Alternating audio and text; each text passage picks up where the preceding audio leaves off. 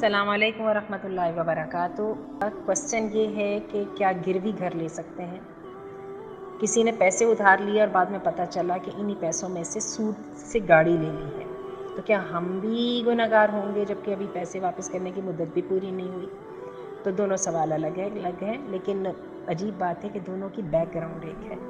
पहला सवाल जो है, गिरवी घर ले सकते हैं। देखिए, गिरवी को अगर तो आप इसकी प्लेन शक्ल में देखें ना, तो गिरवी सिंपल ये चीज़ है कि जब आपने किसी से कर्ज़ लेना होता है और वो उसको आपकी तरफ से कोई ज़मानत नहीं मिल रही होती, तो आपको कहता है कोई चीज़ इक्वल जो है ना अमाउंट की या उससे कमी बेच ऊपर नीचे जो है वो मेरे पास रखवा दो, जब तुम मेरा पैसा वापस करोगे तो मैं तुम्हें तुम्हारी चीज़ वापस कर दूँगा। और इसका तरीका अल्लाह ताला ने कुरान मजीद में हमें बताया है जब हम सफ़र कर रहे होते हैं, क्योंकि सफ़र में जो है ना वो सारे स्टाम्प पेपर और वो सब कुछ लिखना लिखाना, गवाह बिठाना वगैरह वो सब चीज़ें मुमकिन नहीं होती, तो सफ़र की हालत में तुम लोग गिरवी के साथ चीज़ें ले लिया करो। ये अल्लाह ताला ने सूरह बकरा में फरमाया है। अब बात यह है, लेकिन आजकल मॉर्टगेज की सिस्टम शक्ल थोड़ी सी डिफरेंट है, नेचर तो ज़ाहिर है वो ही है। ख़ुसूसन यूरोपीय ममालिक में जो लोग रह रहे हैं, वहाँ पर तो मुमकिन ही है ना कि घर वगैरह की ख़रीदारी इसके बग़ैर करना, और वो क्या करते हैं कि डायरेक्ट आपकी कंपनीज़ वगैरह के साथ मुआहदे कर लेते हैं।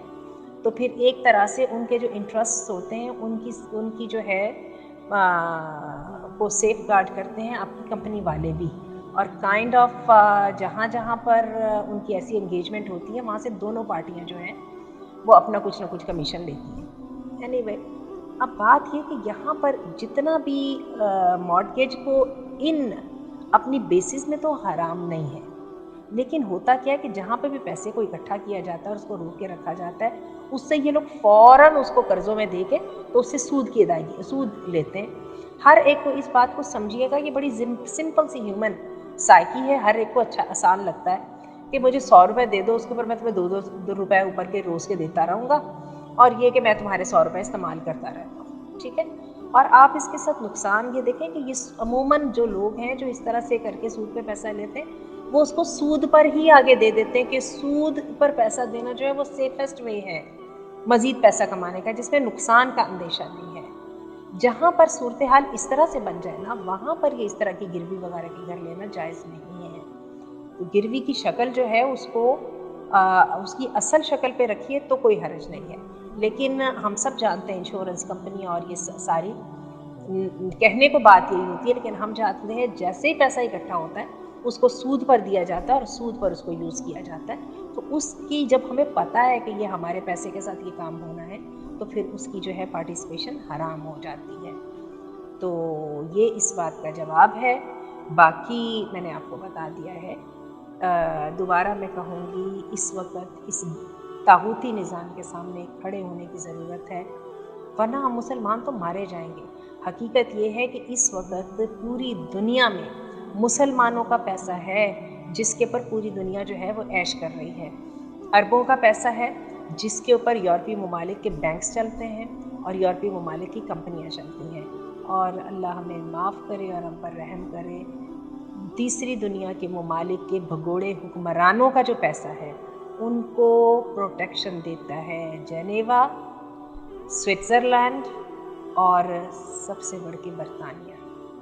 अगर आपको यूएन में साबिक प्राइम मिनिस्टर इमरान खान की तकरीर याद होगी, तो उन्होंने मुस्लिम उम्मा को दरपेश 2 मसाइल का जिक्र किया था। एक उन्होंने इस्लामोफोबिया का, और दूसरे उन्होंने ये कहा था कि लोग यहाँ से पैसा लेके भागते हैं और उनको प्रोटेक्शन देते हैं ये वाले ममालिक, और हमारे पैसे के ऊपर जो है उन लोगों की तो चांदियाँ बनी हुई हैं, और इधर से जो है गरीब पॉपुलेशन जो है वो रुपए की पानी की सादे साफ पानी की बूंद को तरस जाती है। ये तो खैर बरसबील तस्करा आ गया। मैं ये बात कह रही थी, निज़ाम के सामने खड़े होने की ज़रूरत है। अगर तो आपकी इतनी मजबूरी है, जैसे कि यूरोपीय ममालिक में आप कुछ नहीं कर सकते, तो उसको हराम समझ के ये काम कीजिए। और याद रखिएगा कि हराम समझने का मतलब ये है कि उसके अलावा अल्लाह चारा कोई नहीं था। दूसरी बात यह है कि छोटी जगहों से लेके बड़ी जगहों तक छोटे छोटे फंड सेटअप कीजिए, एक दूसरे को कर्ज दीजिए हलाल तरीके के साथ। देखिए, हम सब के सब लोग ये कमेटियाँ डालते हैं, ठीक है। इस कमेटी डालने को ज़रा थोड़ा सा मुनज़्ज़म कर लिया जाए तो इसको हम बड़े अच्छे तरीके से जो है अपनी ज़रूरियात को पूरी कर सकते हैं। और मैं आपको बताऊं, ये बात ऐसी नहीं है जो मैंने आपको एक नई बता दी है। اس سے پہلے متحدہ ہندوستان میں ہم سب نے پاکستان اسٹڈیز پڑھی ہے، جو ریشمی رومال کی تحریک تھی اس کے اندر جو ابو الحسن ندوی نے چلائی تھی، اس کے اندر یہ ہے تحریک مجاہدین والے بھی، ان لوگوں نے کیا کیا تھا کہ ان لوگوں نے بائیکاٹ کیا تھا انگریز حکومت کا کہ ہم نے ان کے قانون کو نہیں لینا جو کہ کتاب اللہ کے مقابل میں آتا ہے. اور انہوں نے کیا کیا تھا، پورے ملک کے اندر مسلمانوں نے اپنے جرگے اور پنچایتیں جو ہیں وہ سیٹ اپ کی تھی. مسلمان اپنے کیسز عدالتوں میں جانے ہی نہیں دیتے تھے کہ ہمیں اللہ کی قانون کے علاوہ فیصلہ کروانا منظور نہیں ہے. اگر ہم ہاتھ جوڑ لیں تو ہم کر سکتے ہیں. اپنے دل کے اندر اس بات کو سوچئے، جس وقت ہم مجبوری کے ساتھ ان گروی اور ان چیزوں سے ڈیل کر رہے ہیں، اس کے ساتھ ساتھ کچھ ٹائم ڈیڈیکیٹ کرنا چاہیے. ہمیں اپنی برینز، ہم میں سے کتنے اکانومسٹ ہیں، اور اپنے ہم استعمال کریں اور دیکھیں ہم کیا کریں. آج آپ کے سامنے یہ کامیابی کی مثال ہے. اخوت والے جو ہے بغیر سود کے قرضے دے رہے ہیں اور ان کو جو ہے اس وقت نوبل پرائز میں نامینیشن مل رہی ہے. دیکھیے ذرا ان باتوں کی طرف توجہ دیجیے. چلیے خیر، میں دوسری بات کرتی ہوں. پیسے تو کسی نے ادھار لیے اور ہوا کیا کہ بعد میں اسی پیسوں کے ساتھ گھر کرا کے سود پر گاڑی لے لی. آپ کیا گناہ گار ہوں گے؟ نہیں، آپ گناہ گار نہیں ہوں گے، الا یہ کہ آپ کو انہوں نے بتایا کہ جی اگر آپ مجھے اتنے پیسے دے دیں تو میں یہ پیسے دوں گا تو اس کے اوپر جا کے سود پر گاڑی لے لوں گا، پھر تو آپ گناہ گار ہوں گے.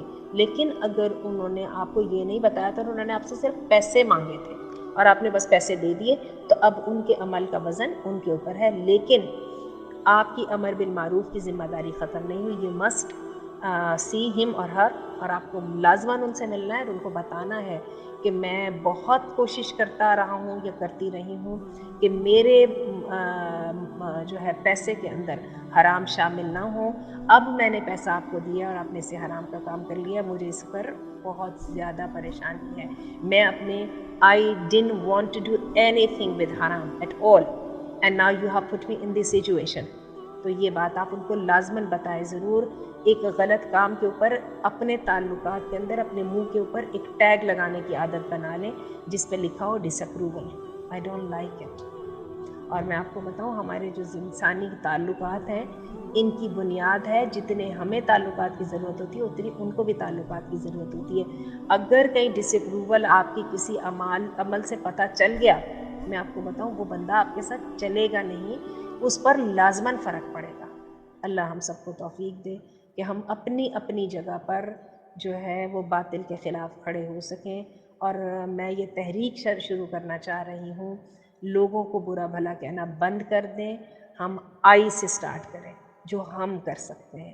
آپ دیکھیے گا تبدیلی دنوں میں نہیں، تبدیلی برسوں میں نہیں، مہینوں میں نہیں، ہفتوں میں نہیں، دنوں میں آ جائے گی انشاءاللہ.